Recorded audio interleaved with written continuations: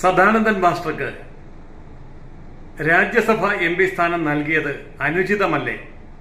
ഈ ചോദ്യമാണ് ശ്രീ രമേശ് ചെന്നിത്തല അടക്കം ഇടതുപക്ഷ നേതാക്കൾ ഉൾപ്പെടെ ഇന്ന് ചോദിക്കുന്ന ചോദ്യം. എന്ത് യോഗ്യത ഉണ്ടായിട്ടാണ് സദാനന്ദൻ മാസ്റ്റർക്ക് രാജ്യസഭ അംഗത്വം നൽകിയത്? CPM പ്രവർത്തകരാൽ രണ്ടു കാലം വെട്ടിമുറിക്കപ്പെട്ടു എന്നുള്ളത് MP സ്ഥാനം കൊടുക്കാനുള്ള ഒരു യോഗ്യതയാണോ? ഇതാണ് ചോദ്യം. പക്ഷെ ഒന്നോർക്കുക, ആരാണ് സദാനന്ദൻ മാസ്റ്റർ എന്ന് ആരെങ്കിലും അന്വേഷിക്കാറുണ്ടോ? എന്താണ് അദ്ദേഹത്തിന്റെ യോഗ്യത എന്ന് ആരെങ്കിലും അന്വേഷിക്കാറുണ്ടോ? കേരളത്തിലെ പത്രങ്ങളും മാധ്യമങ്ങളുമെല്ലാം സദാനന്ദൻ മാസ്റ്റർ എന്നുള്ളതിലെ മാസ്റ്റർ വെട്ടിക്കളഞ്ഞിട്ട് 10ാം ക്ലാസ് പോലും ഇല്ലാത്ത മറ്റു പലർക്കും മാസ്റ്റർ പദവി ചാർത്തിക്കൊടുക്കുന്ന കേരളത്തിൽ അദ്ദേഹം ഡിഗ്രിയും B.Ed.ഉം പാസ്സായി അധ്യാപക ജോലിയിൽ കയറി കേരളത്തിലെ പ്രശസ്തമായ ഒരു ഹയർ സെക്കൻഡറി സ്കൂളിൽ നിന്ന് റിട്ടയറായി. മാത്രമല്ല, അധ്യാപന രംഗത്ത് അദ്ദേഹം നാഷണൽ ടീച്ചേഴ്സ് യൂണിയന്റെ പ്രസിഡന്റ് സ്ഥാനം അലങ്കരിച്ചു. ന്യൂ എഡ്യൂക്കേഷൻ പോളിസി എന്ന് പറയുന്ന പുതിയ വിദ്യാഭ്യാസ നയത്തിന്റെ ഫ്രെയിംവർക്ക് ചിട്ടപ്പെടുത്തുന്നതിലെ കമ്മിറ്റി അംഗമായി പ്രവർത്തിച്ചു. അതിനേക്കാൾ ഉപരി അദ്ദേഹം ഒരു കവിയാണ്, ഒരു എഴുത്തുകാരനാണ്, ഒരു പത്രാധിപരാണ്, സഹപത്രാധിപരാണ്. ഇങ്ങനെ പല മേഖലകളിലും അദ്ദേഹം പ്രവർത്തിച്ചു. നല്ല ഒരു ഗായകനാണ്, നല്ല ഒരു ഫുട്ബോൾ കളിക്കാരനാണ്. ഇങ്ങനെ സകല മേഖലകളിലും അദ്ദേഹം പ്രവർത്തിച്ചു. 30 വർഷക്കാലം അദ്ദേഹം അധ്യാപന രംഗത്തുണ്ടായിരുന്നു. ലക്ഷക്കണക്കിന് കുട്ടികളെ സ്കൂളിലും പുറത്തുമായി അദ്ദേഹം പരിശീലനം കൊടുത്തിട്ടുണ്ട്. സാമൂഹ്യ പ്രവർത്തന രംഗത്ത് അദ്ദേഹം നടത്തിയ നിസ്തുലമായ സംഭാവനകളെ പ്രകീർത്തിച്ചുകൊണ്ട് കോൺഗ്രസ് മുഖ്യമന്ത്രിയായ സിദ്ധരാമയ്യ ഭരിക്കുന്ന കർണാടക സംസ്ഥാനം അദ്ദേഹത്തിന് അവാർഡ് നൽകി ആദരിച്ചിട്ടുമുണ്ട്. ഇങ്ങനെ എണ്ണിയാലൊടുങ്ങാത്ത കാര്യങ്ങളിൽ കഴിഞ്ഞ 40 വർഷക്കാലത്തെ നിരന്തരമായ സാമൂഹിക സേവനത്തെ പുരസ്കരിച്ചുകൊണ്ടാണ് അദ്ദേഹത്തിന് MP സ്ഥാനം ലഭിക്കുന്നത് എന്ന് ഏതെങ്കിലും മാധ്യമങ്ങൾ എഴുതിയോ? കോൺഗ്രസിന്റെ ഇപ്പോഴത്തെ കർണാടക മുഖ്യമന്ത്രി സാമൂഹിക സേവനത്തിന് സമഗ്ര സംഭാവനയ്ക്ക് സംസ്ഥാന അവാർഡ് കൊടുത്ത കാര്യം ആരെങ്കിലും എഴുതിയോ? അദ്ദേഹത്തിന്റെ ജീവിതത്തിലെ ഏറ്റവും വലിയ സംഭാവനയായ ഭാരതത്തിന്റെ പുതിയ വിദ്യാഭ്യാസ നയം രൂപപ്പെടുത്തുന്ന കമ്മിറ്റിയിലെ അംഗമായിരുന്നു എന്നുള്ളത് ആരെങ്കിലും ചർച്ച ചെയ്തോ? അപ്പോൾ അദ്ദേഹത്തിന് ഉണ്ടായിരുന്നതായ മെരിറ്റുകളെല്ലാം മൂടി വെച്ചുകൊണ്ട് കേവലം ഒരു രാഷ്ട്രീയക്കാരനാണ്, അതുകൊണ്ട് അയോഗ്യനാണ് എന്ന് വരുത്തി തീർക്കുകയും അദ്ദേഹത്തിന് കിട്ടിയ MP സ്ഥാനം കാല് നഷ്ടപ്പെട്ടതിന്റെ സഹതാപമാണ് എന്ന് വ്യാഖ്യാനിക്കുകയും ചെയ്യുന്ന കേരളം എത്രമാത്രം അധപ്പതിച്ച ചിന്തയാണ് പ്രചരിപ്പിക്കുന്നത് എന്ന് നമ്മൾ ഓർക്കണം.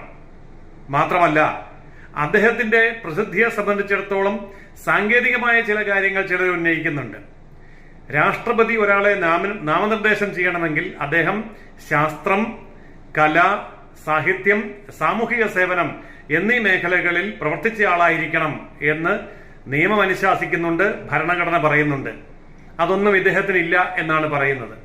എന്നാൽ നോക്കൂ, സച്ചിൻ ടെണ്ടുൽക്കർക്ക് MP സ്ഥാനം കൊടുത്തപ്പോൾ ഇതേ കാരണങ്ങൾ പറഞ്ഞുകൊണ്ട് ഒരാൾ, ഡൽഹിയിലെ ഒരു MLA, അദ്ദേഹം ഒരു പത്രാധിപരും കൂടിയാണ്, അദ്ദേഹം ഡൽഹി ഹൈക്കോടതിയിൽ കൊടുത്ത കേസ് ഡൽഹി ഹൈക്കോടതി തള്ളിക്കളയുകയാണ് ചെയ്തത്.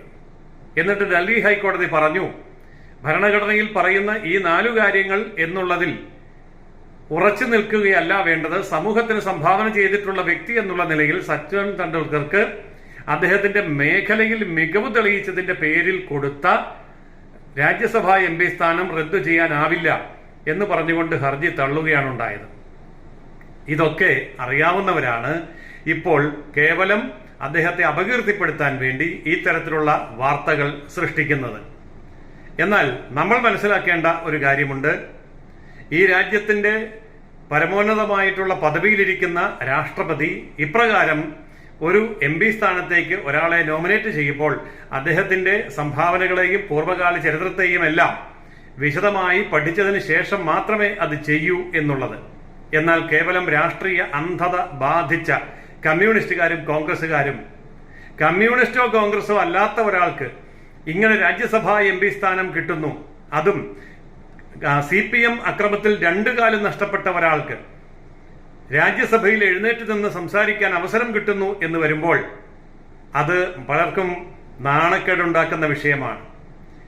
അദ്ദേഹം ഒന്നും സംസാരിക്കണ്ട, ഇല്ലാത്ത കാലിൽ പൊയ്ക്കാല് വെച്ച് ഭാരതത്തിന്റെ രാജ്യസഭയിൽ അദ്ദേഹം ഒന്ന് എഴുന്നേറ്റ് നിന്നാൽ അതൊരു വലിയ ചോദ്യചിഹ്നമാണ്. ഇവിടുത്തെ CPMന്റെയും കോൺഗ്രസിന്റെയും ഒക്കെ മുഖം മൂടി അവിടെ അഴിഞ്ഞു വീഴുകയും ചെയ്യും.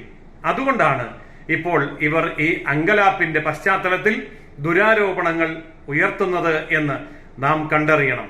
മാത്രമല്ല, ഭാരതത്തിന് വേണ്ടി, രാഷ്ട്രത്തിന് വേണ്ടി നിസ്തുലമായ സേവനങ്ങൾ അനുഷ്ഠിച്ച സദാനന്ദൻ മാസ്റ്ററുടെ ഈ MP സ്ഥാനം എത്രമാത്രം യോഗ്യമാണ് എന്ന് ഉള്ള വസ്തുത ജനങ്ങളെ അറിയിക്കുവാൻ ഇത്തരം വിമർശനങ്ങൾ നല്ലതാണ് എന്ന് ഞാൻ കരുതുന്നു. ഈ വിമർശനങ്ങൾ ഉണ്ടായിരുന്നില്ല എങ്കിൽ സദാനന്ദൻ മാസ്റ്ററുടെ ഇത്രയും ഗുണഗണങ്ങളും വിശദാംശങ്ങളും നാം ഇന്ന് ചർച്ച ചെയ്യുമായിരുന്നോ? അതുകൊണ്ട് സദാനന്ദൻ മാസ്റ്ററെ നിങ്ങളും കൂടുതൽ പഠിക്കുക, അദ്ദേഹത്തിന്റെ ജീവിതത്തെ അറിയുക. അദ്ദേഹത്തിന് കൊടുത്ത ഈ MP സ്ഥാനം അദ്ദേഹത്തിന്റെ ജീവിതത്തിൽ അദ്ദേഹം ചെയ്തതായ ത്യാഗങ്ങൾക്കും അനുഭവിച്ചതായ വേദനകൾക്കും അതിജീവിച്ചതായ പോരാട്ടങ്ങൾക്കും ഒട്ടും അധികമല്ല എന്ന് അപ്പോൾ ബോധ്യപ്പെടും.